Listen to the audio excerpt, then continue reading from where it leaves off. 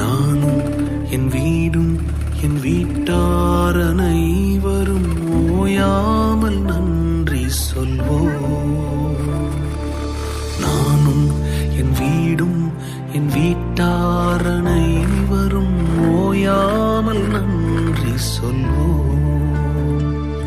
ஒரு கரு போல காத்தீரே நன்றி, என்னை சிதையாமல் சுமந்தீரே நன்றி. ஒரு கரு போல காத்தீரே நன்றி, என்னை சிதையாமல் சுமந்தீரே நன்றி. எபினேசரே எபினேசரே, இந்நாள் வரை சுமந்த